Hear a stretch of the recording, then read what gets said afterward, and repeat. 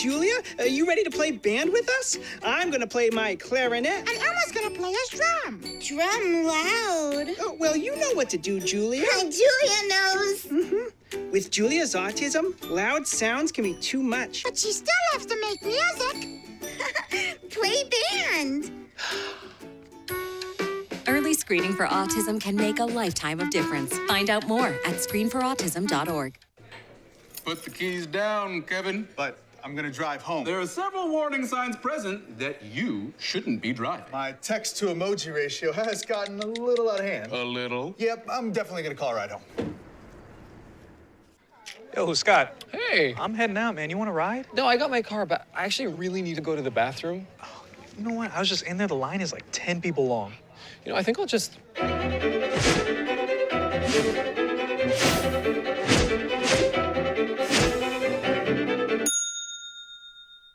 Dude, are you okay? You wouldn't believe what I was just thinking. I am definitely buzzed.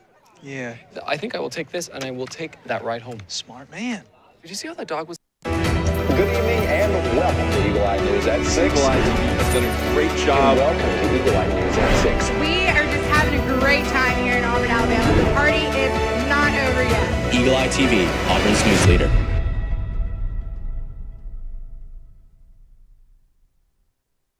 Good evening and welcome to Eagle Eye News at 6. I'm Brady Honeycutt. And I'm Jack Sublett. Thank you for joining us. Students gathered Tuesday on the campus green for Denim Day, an event focused on raising awareness about sexual violence and supporting survivors. Denim Day started after a court case that unfairly blamed a victim's clothing, and it has since become a global movement. Across campus, students and organizations wore denim to show that clothing is never an excuse for assault. Organizers say the goal is to start conversations, educate others, and create a supportive environment for survivors. Let's take a look.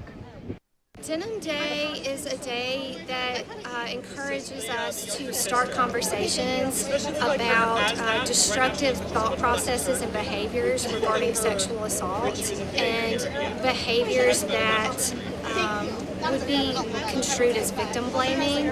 So we want to start conversations with our community about sexual assault and healthy behaviors for relationships. So some great resources in our area really be our Title IX office. They have a lot of resources that they can offer, and also resources that they can coordinate with other people around the city of Auburn. Also our Safe Harbor office.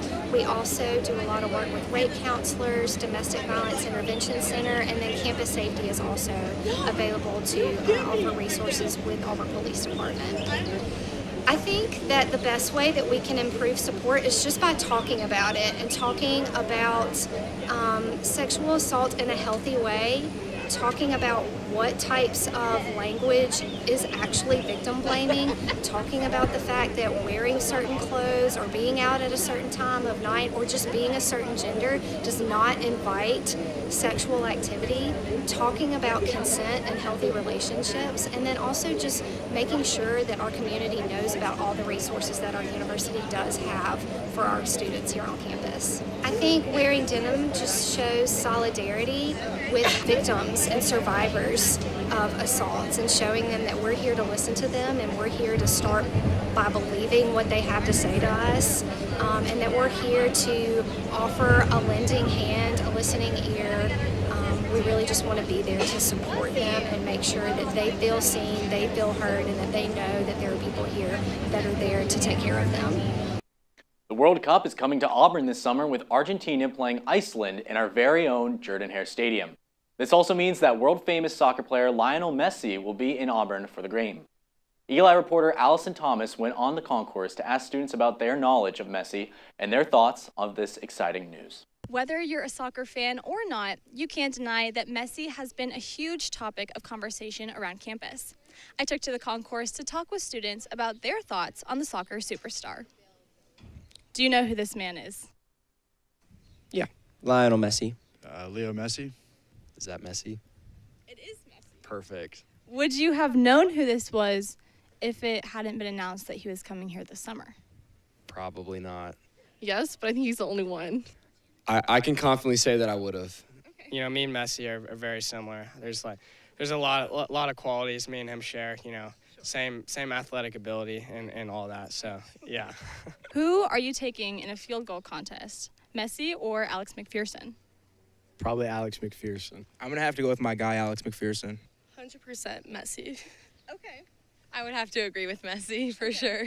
So no hope for Alex McPherson whatsoever. Just like, Unfortunately. 3 places that he needs to go before he leaves in Auburn. Oh, that's a tough question. The Edge, obviously. Sky Bar. Taco Mama. Of course. Ooh, where else? Tumor's Corner. Okay. And Botanic. That's good, yeah. Lots of food wrecks for him. He'll be leaving well fed, that's for sure. Yeah. Probably Mama G's. Sky Bar. Messi at Sky Bar. Would you go meet him there and party with him there, or would you just like send him off to do his own thing? I would send him off and let him do his own thing. Okay. Yeah. Just gonna let him run wild in Sky. He's got to experience it, so. Would you rather meet Messi or win the Iron Bowl every year for the rest of time? Obviously won the Iron Bowl. Win the Iron Bowl. Not even a question. I mean, Messi's great and all. It's the Iron Bowl. I'd rather win the Iron Bowl the rest of my life, yes. The International Friendly will be hosted right here in Auburn, Alabama, in our very own Jordan Hare Stadium. For Eagle Eye TV, Auburn's news leader, I'm Allison Thomas. Auburn wheelchair basketball continues to grow in both competition and impact as they celebrate their national championship victory. Reporter Lucy Chapman takes a closer look. After the madness of March had settled and Auburn wheelchair basketball came out on top, one player emerged as a leader. I'm here with Jude Hiley to reflect on their national championship winning season.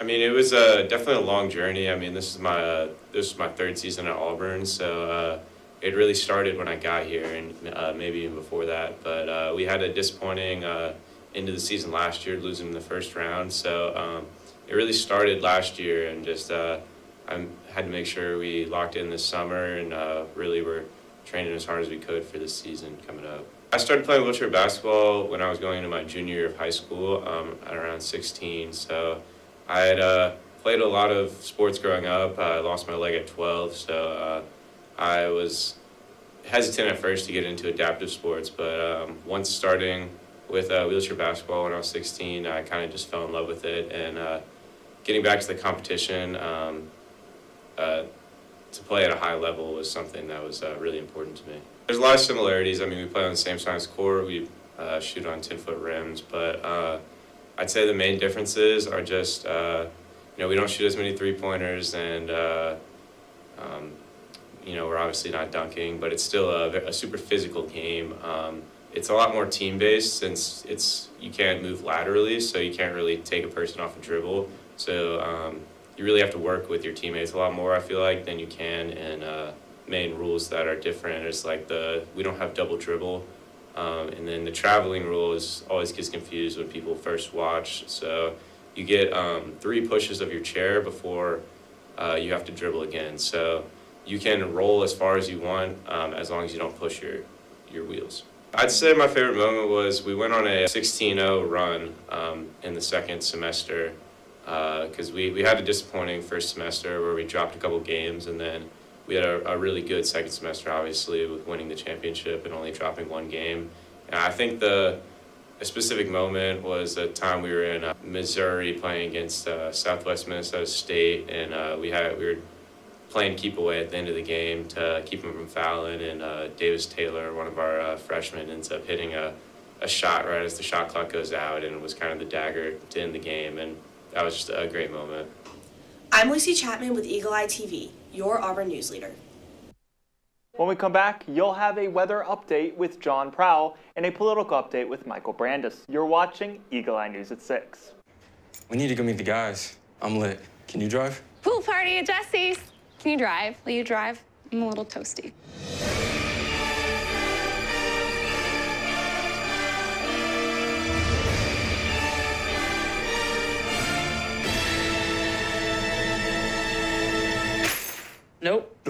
Nope, I'm high.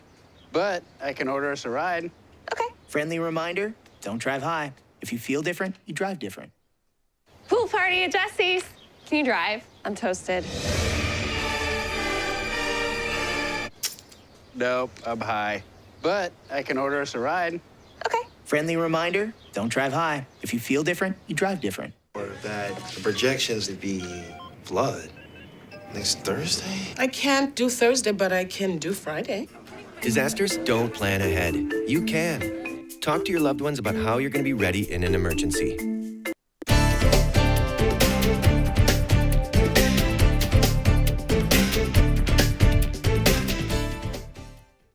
Eagle Eye News at 6, I'm John Prowl, and here's your latest weather outlook for the rest of the week on the plains.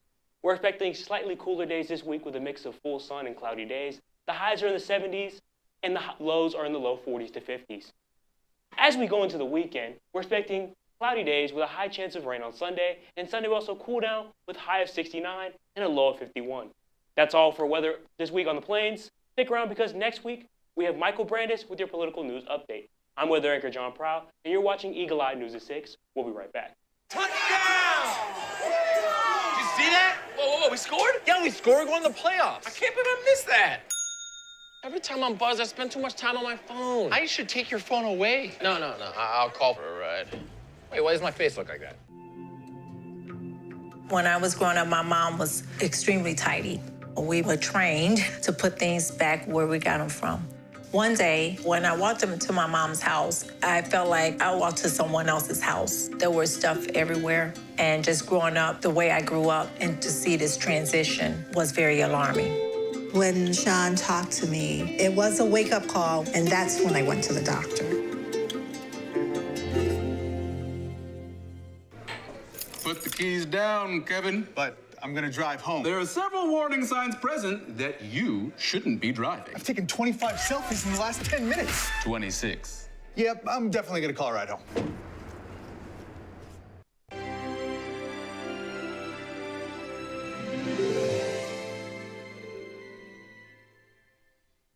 Good evening, and welcome back to Eagle Eye News at 6. I'm Michael Brandis with the Eye on the Hill, here to give you all things politics. Israel and President Donald Trump said Israel and Lebanon have agreed to a 10-day ceasefire. On April 8th, Israel carried out over 100 airstrikes on the southern Lebanon border, killing hundreds of people. The conflict between Israel and the Iran-supported group Hezbollah has increased greatly over the last couple of years, and it's gotten worse since 2024.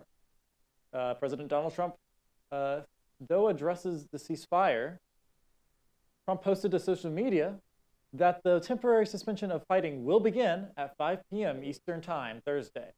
He said he had an excellent talk with the leaders of both countries before making the announcement.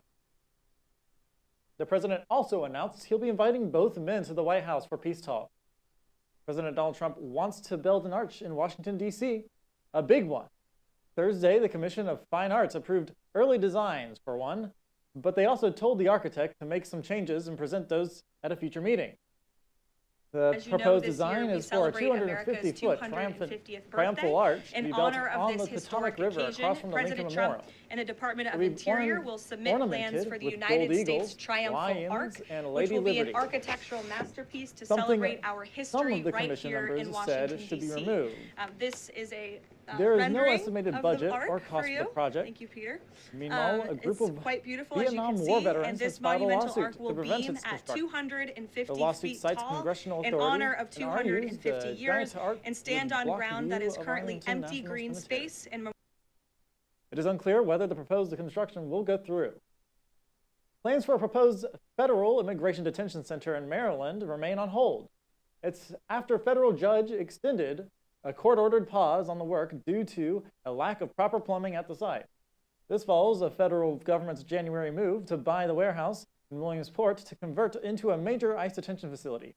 Kate Amara has more from Baltimore. Yay! Yes! Some of the reaction from some in the gallery after the judge extended his court-ordered pause on the Fed's plan to turn a $102 million warehouse outside of Hagerstown into a 1,500-bed ICE detention center. The state presented the case very well. The hearing really came down to environmental law and raw sewage. As the state successfully argued, Washington County's system is nearly at capacity. That's why the county allocated the warehouse 400 gallons a day when it was built, the state said. Just a plain warehouse would generate 25,000 gallons of raw sewage a day. A 542-bed ice jail, 68,000 gallons. A 1,500-bed facility, 188,000 gallons. Can we get your comment on this? No, sorry. The state's attorneys warned if this ice jail opens, raw sewage will back up and leak out into homes, businesses, and waterways, causing an immediate public health emergency and irreversible property damage. I think it's been in the public eye for the last month and a half that there isn't adequate plumbing there to house humans. Attorneys for the federal government argued the state has no standing, but at the same time admitted, quote, the agency does have to comply with state and local law. Can we get your reaction to the judge's ruling? I'm sorry, no. What about you, Ms. Carpenter? No comment. The judge is allowing ICE to put up a high-security fence and fix the building HVAC system. That's all with Eye on the Hill, but when we get back, you'll get a national news update from the desk. I'm Michael Brandis. We'll be right back. There was an old woman who lived in a shoe. She had so many children, she didn't know what to do.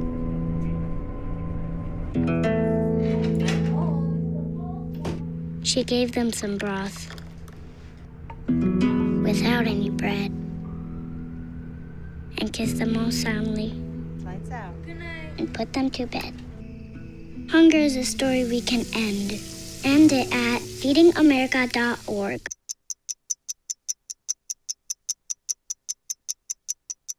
I was living in a shelter, juggling 3 jobs. I had to be resilient. That's something that you can't teach. You can achieve a lot using your imagination. I mean, I don't like to brag, but... Wait, who's that? And why is she all over these achievement awards? But with STEM, the sky's the limit. Shaboom! Use STEM to envision. Okay, I'm seeing it. Yeah. Invent.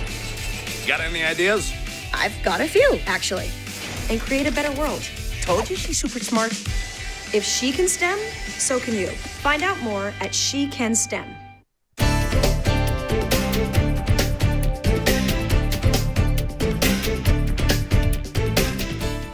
Welcome back to Eagle Eye News at 6. A former Virginia lieutenant governor died early Thursday morning in an apparent murder-suicide. Investigators say Justin Fairfax shot his wife before turning the gun on himself. Officers responded to a home in Annabelle shortly after midnight, where they found both victims inside. Police say the shooting appears to be tied to a domestic dispute during what they described as a complicated divorce. The couple married in 2006. Their 2 teenage children were reportedly home at the time of the shooting. Police say one of them called 911. Fairfax served as lieutenant governor from 2018 to 2022 and previously ran for governor. Extreme weather continued to rage across the central U.S. Wednesday, with more reports of tornado activity. And a new group of intense storms dropping softball-sized hail near Kansas City and golf ball-sized hail in Ohio. This as the threat of more hail damaging winds and tornadoes continues from Dallas to Chicago. Reed Binion reports. Golf ball-sized hail raining down in Ohio on Wednesday. Ohio, one of multiple states dealing with destructive hail over the past few days as thunderstorms and other violent weather tear across the central U.S. Since Monday night, there have been more than 24 reports of tornadoes in various parts of the U.S. heartland, including one that ripped through Clinton, Missouri Wednesday evening. This one specifically came down and went way up. We had several right in the middle of town that were starting to come down, and we were blessed that they went back up. We're very fortunate that there's no injuries or fatalities. There is, however, significant damage, and roughly 2,000 residents were left without power. The extreme weather in the central U.S. has also included flooding. In a surprising sight, sturgeon were seen swimming in floodwaters in a village in Wisconsin west of Green Bay. The flooding there got so bad that residents were told to evacuate by Wednesday afternoon, with the situation expected to worsen. I've never seen it like that. I've seen us flood, but nothing like this. High water also an issue in Michigan, with a flood watch and flash flood watch put into effect for parts of west central Michigan over concerns about the potential failure of a dam on the White River. The According to the National Weather Service, local officials said the river was rising rapidly and might overtop the dam. I'm Reed Binion reporting. President Trump's effort to build a White House ballroom has hit another snag. A federal judge has ordered Trump to pause construction, accusing the president of trying to circumvent his earlier ruling. Last month, he said the ballroom was being built unlawfully, since Congress hasn't expressly approved it. In Thursday's order, the judge rejected Trump's subsequent claim that the whole ballroom project must move ahead for national security reasons. The judge said while crews can still work on the bunker aspect of the project, construction on the above-ground ballroom would have to wait for congressional approval. The judge apparently anticipates an appeal by the Trump administration and gave the White House 1 week before the stop order takes effect. When we come back, you'll get an entertainment update from Olivia Oakley. You're watching Eagle Eye News at 6. Hey, can you chop the pineapple? Chop the pineapple.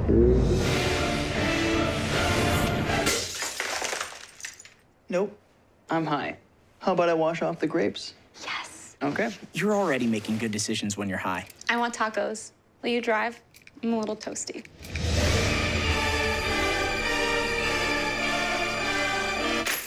Nope, I'm high. Let's order in. Don't make an exception when it comes to driving. If you feel different, you drive different. See on page 4 that the projections need to be tornado next Thursday. Seriously? Thursday? Can't do that. This is really inconvenient. I have yoga that day. I have no time for this. So I can't do Thursday, but I can do Friday. Disasters don't plan ahead. You can. Talk to your loved ones about how you're going to be ready in an emergency.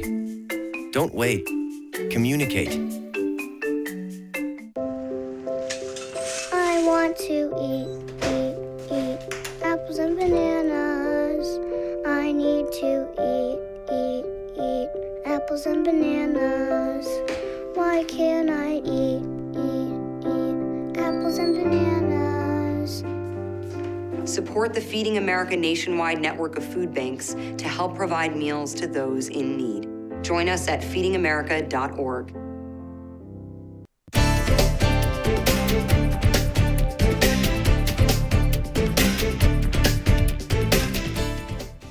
Welcome back to Eagle Eye News at 6. I'm Olivia Oakley, here to give you your entertainment news for the week. We're starting off today with concerts and court hearings. The results are in for the Live Nation and Ticketmaster Monopoly trial. Then we'll preview a pair of documentaries about star athletes. Here's David Daniel with the Hollywood Minute.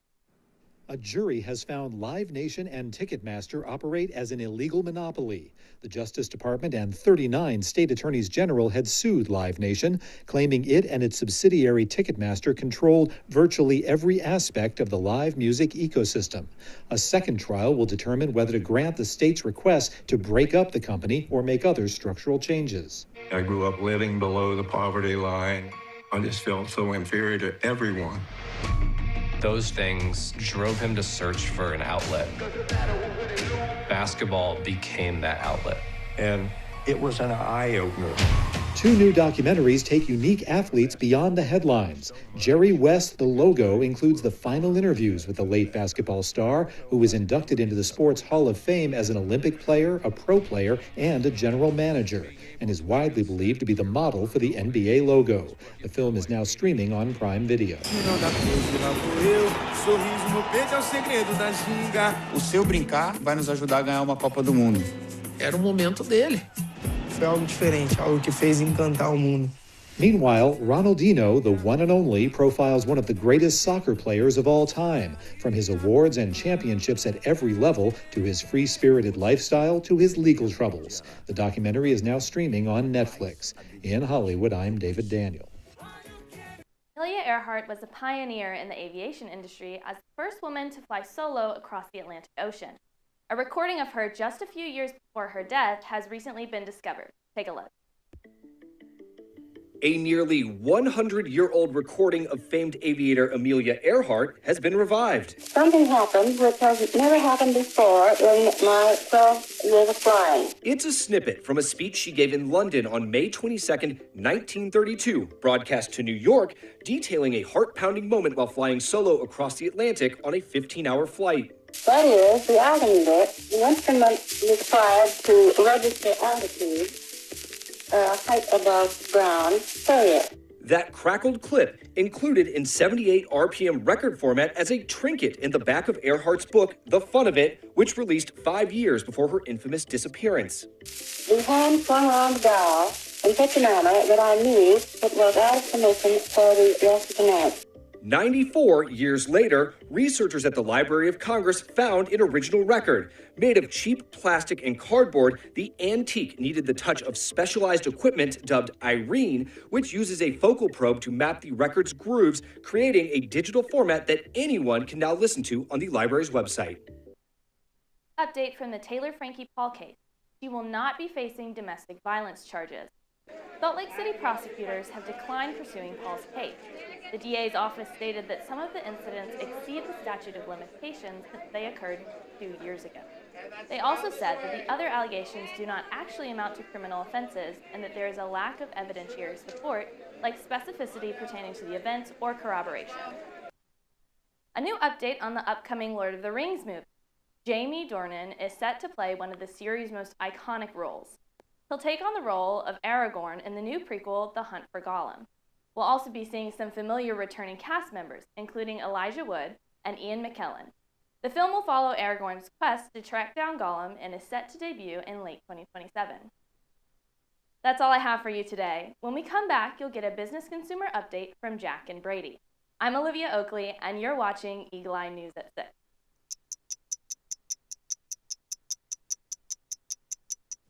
My parents weren't fluent in English, so in school, I had to be independent and take initiative. And that's how I handle every project I get. Hey, Kevin, you thinking about retirement? I'd love to, but I'm pretty busy with all this. Yeah. Hey, let's meet our retirement coach, Avo. A is for taking action. Not anxiety? No, Kevin, you're gonna be fine. You sing? Barely. V is for variety. And you dance? Sort of. Come on. O is for optimize your savings. Let Avo lead the way. Visit aceyourretirement.org today. Nice.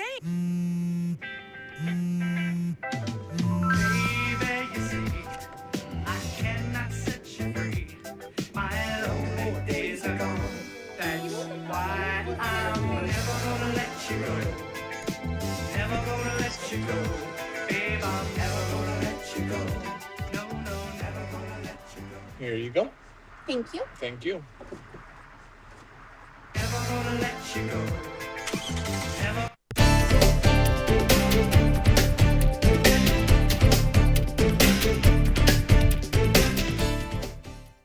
Welcome back to Eagle Eye News at 6. PepsiCo says making its snacks more affordable helped boost its first quarter earnings. It reports an 8.5% increase in net revenue. Prices for Doritos, Lay's, and Cheetos are lower than a couple months ago. Some of the reductions are around 15%, depending on your local retailers. Pepsi says it wanted to appeal to customers facing financial strain. Starbucks is testing a new AI-powered feature that suggests drinks based on how you're feeling. The tool, now in beta inside ChatGPT, lets users ask for recommendations based on mood, cravings, or even a photo. It's one of the first examples of a major restaurant chain using AI to shape how customers decide what to order. The move reflects a broader push towards personalization, but also raises questions about how much consumers rely on AI to make everyday decisions. A gun store owner in Phoenix, Arizona has been indicted for allegedly selling illegal guns. He is also being charged for selling guns to convicted felons and for not filing IRS forms. Reporter Tiani Jadulang has more.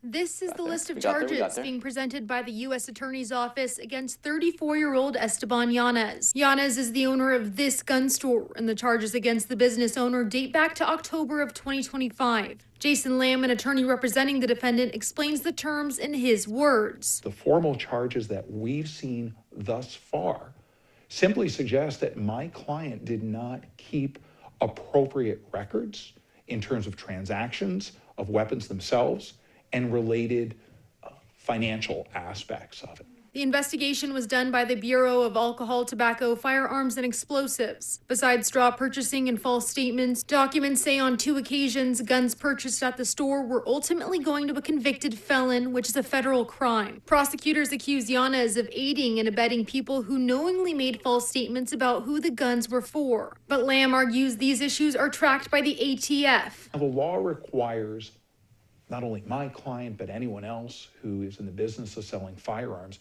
to reasonably ensure that these regulations are not violated. But my client nor any other individual can ensure that someone is not going to come in with a fake ID, perpetrate a fraud, or that they've been to 6 other stores in town during the same week to buy a gun. Separately, documents say Yanez failed to file IRS forms when the business received over $10,000 in cash. As for background on Yanez and if he's ever been charged with anything similar, Lamb tells us this. This is an absolute anomaly of a situation, or a blip on the radar, if you would. Based on all of these factors, the prosecutor recognized that he wasn't a danger or a flight risk and recommended that he be released. And in fact, the judge agreed and my client was released. We're out of time, but for more Auburn news, head over to our website, eagleeyeauburn.com, and check out our social media pages. I'm Brady Honeycutt. And I'm Jack Sublett. Thank you for watching, and War Eagle.